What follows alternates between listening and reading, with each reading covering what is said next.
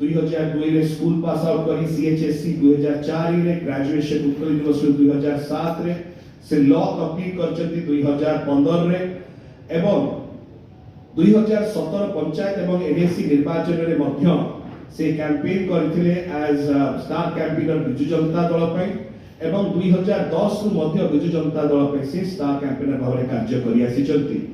दीर्घ ताकर film industry रो career रे जण आर्टिस्ट भाବରେ 2006 रु से कार्य करिसंती।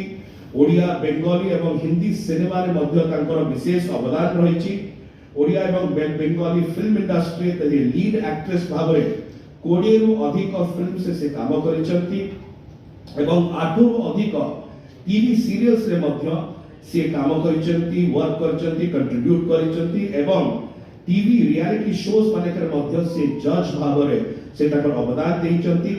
विशेष करी तांकर लोक संपर्क, महिला सशक्तिकरण, समाज सेवा प्रति विशेष अवदान रहिछि। महिला मानकर विकास में से कार्यरत रहिचंती।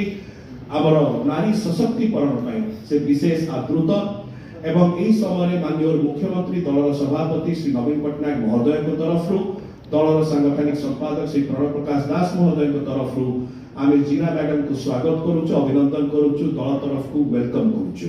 आमे उत्तरीय देई अभी ताको वेलकम करिया।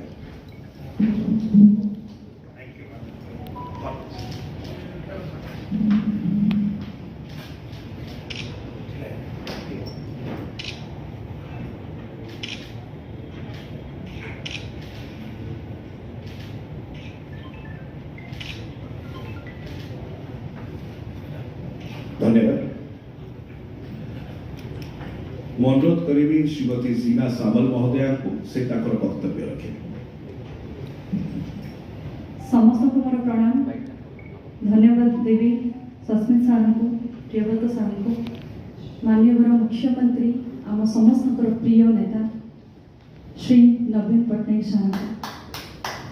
निश्चित भाव में मुझे खुशी आ बहुत गर्वित कहीं नारी को जो सम्मान दि जाऊँगी आपण मैंने कौन आम हूँ तार उदाहरण। आ मु गोटे झील थी बिजु जनता दल पर कैंपेन करी एज ए स्टार कैंपेनर बहुत प्राउडली बुलूली ओडिशा रे। आज मते आउ थे सुजोग देई दल में ऑफिशियली मेंबर है मोर गोटे सौभाग्य। मो प्रति जो आशीर्वाद माने आपण मैंने जानीपे माननीय मुख्यमंत्री नारी प्रति केते सम्मान रही। नारी सशक्तिकरण रे मु गोटे सामिल हो पारि। मु गोटे एज ए प्राउड ओडिया झील, ओडिया बहु आ निज को प्रेजेंट करके सब समाज आगे टीवी पर्दा एंटरटेन करके हो, समाज सेवा निज को मग्न करके हो, गोटे झील हिसाब से जो गर्व अनुभव करते आज से सम्मान पाई मु समस्त को धन्यवाद देवी। आपण मान को धन्यवाद देवी, बिजु जनता दल को धन्यवाद देवी। निश्चित भाव में समस्ते मो जो भरोसा रखिंट परिवार रे मु गोटे सामिल हो पाली, सदस्य हो पाली, यहाँ मोर परम सौभाग्य कहमी। मत अनुप्राणित करती भाव में आम जाचु बीके पांडियन सार को धन्यवाद देवी जे सारा ओडिशा रे आमर मंदिर मालिनी सहर, मंदिर मालिनी ओडिशा ओडिशा रे जति कि मंदिर अछि आमे सेति पे कोण अनुकोण रे सब जगह देखुछु किते डेवलपमेंट। आज सही डेवलपमेंट एरिया को मु भी गोटे बिजु जनता दल मेंबर हिसाब से जाई ठिया ही परबे, एटा गोटे गर्वर कथा।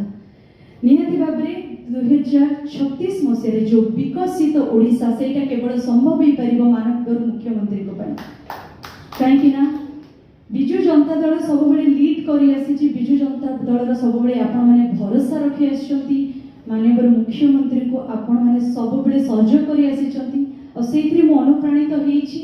निश्चित से स्वप्न रे से धारा रे और जो नारी को एते मात्रा रे सम्मान मिलुछि से धारा रे मु आगे जाई मुंड टेकी रास्ता रे जाई परिबी और से विकसित ओडिसा रे शामिल हो परिबी। एटा होछ मोर सौभाग्य। आपण मानकर आशीर्वाद सब बेले मु नेछि। तो निहाती भाव में मु आशा रखिबी एई बिजु जनता दल रे शामिल हेकी मोर जो स्वप्न अछि विकसित ओडिसा रे किछि टिके मात्र सहयोग करि परिबी। मो द्वारा जहाँ संभव निश्चित भाव में मु संपन्न करिबी। समस्त को आउ थे मो हृदय धन्यवाद दूची। बहुत धन्यवाद। मो अनुरोध करी आम सहित दलर मीडिया कोऑर्डिनेटर एवं प्रवक्ता डॉक्टर प्रियव्रत माझी महोदय अछंती से ताकर वक्तव्य रखिबे एवं तापरे ताकर धन्यवाद अर्पण करिवे। बहुत बहुत धन्यवाद मंच में उपस्थित माननीय सांसद राज्यसभा डॉक्टर सस्मित पात्र आज आम संगे जॉइन करुवा film star cine artist TV serial artist madam Jina Samal जहाँ को जाने मैडम स्वाति सामल को आम विजु जनता दल को स्वागत करुचु विजु परिवार संघ भवन को स्वागत करुचु से वक्तव्य रखिले जे माननीय मुख्यमंत्री नेतृत्व में जो 2036 मसीह गोटे विकसित ओडिशा गठन होगा जाऊँगी आ नारी माननीय मुख्यमंत्री आज मिशन शक्ति माध्यम हो लक्ष्मी बस माध्यम हो